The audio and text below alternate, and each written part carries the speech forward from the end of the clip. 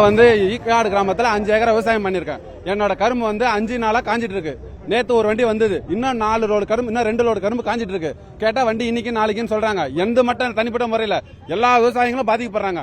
வெளி மாநிலத்தில இருந்து கரும்பு இவங்க தான் கொள்முதல் பண்றதால தமிழ்நாட்டில் இங்க தமிழ்நாட்டில் இருக்க கரும்பு வந்து தேக்க அடையுறதால நான் என்ன சொல்றேன்னா, நீங்க வெளி மாநிலத்தில் கரும்பை கம்மி பண்ணுங்க, எங்க டிவிஷன்ல இருக்க கரும்பு எடுங்க. நீங்க இது மாதிரி வந்து எங்க கரும்பு எடுக்காம நீங்க இது மாதிரி பண்ணா எப்படி அப்புறம்? அது இல்லாம நேத்து வந்து நாங்க பிரஸ்ல கொடுத்துருக்கோம். நேத்து பிரஸ்ல கொடுத்ததால இவங்க என்ன சொல்றாங்கன்னா, இன்னைக்கு வந்து நேத்து வரைக்கும் 150 டன் கொள்முதல் இருந்தது. இன்னைக்கு வந்து 100 டன்னா கொள்முதல் ஆக்கியிருக்காங்க. கேட்டா வந்து ஸ்டாப் கட்டிங் ஆர்டர் போட சொல்றாங்க. நாங்க கரும்பால கூலி வேலை கூப்பிட்டு வந்துச்சு, அவங்க சாப்பாடு போட்டு எல்லா வேலையும் நாங்க பாத்துட்டு இருக்கோம். நீங்க வந்து ஸ்டாப் கட்டிங் ஆர்டர் போடுங்க, எப்படி அது போட சொல்றீங்க?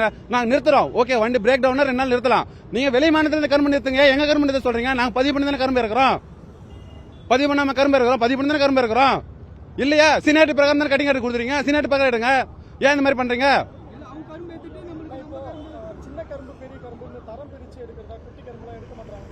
அப்படியெல்லாம் கிடையாது சார், எல்லா கரும்பு எடுக்காங்க சார். வெளி மாநிலத்துல இருந்து 8 மாச கரும்பு 7 மாச கரும்புலாம் எடுத்து வெட்டி உள்ள வரது சார்.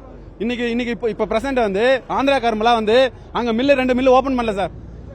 ஆந்திரால 2 மில்லு ஓபன் பண்ணல சார். 2 மில்லு ஓபன் பண்ணாதால இவங்க என்ன பண்ணிடுறாங்கன்னா, இப்போ வெளி மாநிலத்துல இருந்து கரும்பு தான் நீங்க அரைக்கிறாங்க. இவங்களோட டார்கெட் 2 லட்சம் டன் அரைக்கணும்னு எடுக்கிறாங்க. Right, okay. நான் என்ன கேட்கறேன்னா, நாங்க இங்க பதிவு பண்ணிருக்கல, எங்க விவசாய கரும்பு எடுக்கல.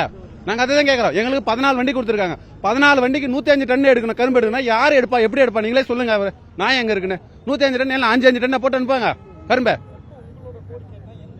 சார். எங்களுக்கு வந்து எங்க டிவிஷனுக்கு வந்து 300 டன் கரும்பு அரைக்கிற மாதிரி ஆர்டர் வேணும் சார். இது திருவள்ளூர் மாவட்டம் சார். திருவள்ளூர் மாவட்டத்தில் 300 டன் கரும்பு அரைக்கிற மாதிரி ஆர்டர் வேணும் சார். ஒன்னு.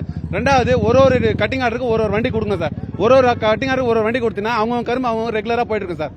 இதனால கரும்பு காய வச்சு அனுப்பதால கவர்மெண்ட் லாஸ், ரெக்கவர்மெண்ட் வராது, கவர்மெண்ட்டுக்கு லாஸ். இது தெரிஞ்சிருந்தோம். வெளி மாநிலத்துல இருந்து கரும்பு எதாவது அரைக்கிறாங்க, எதுக்கு நீங்க அரைங்க, நீங்க உங்களோட டார்கெட் அச்சீவ் பண்ணுங்க, எல்லாமே பண்ணுங்க. நாங்க கரும்பு பதிவு பண்ணிருக்கல, எங்களோட கரும்பு எடுத்து நீங்க மத்த கரும்பு எடுக்கணும். எங்களோட கரும்பு எடுக்காம நீங்க மத்த கரும்பு எடுத்தா எப்படி அர்த்தம்? அப்ப நாங்க விவசாயி, நாங்க பதிக்காரங்க எங்களை கரும்பு சுக்காஞ்சிட்டு இருக்கிறது.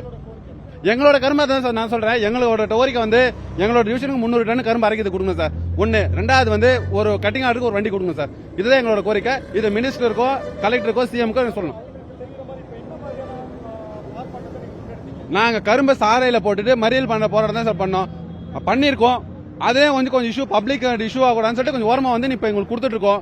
எங்களுக்கு இதுக்கு என்ன சொல்யூஷன் நீங்க மீடியா தான் நீங்க சொல்லணும்.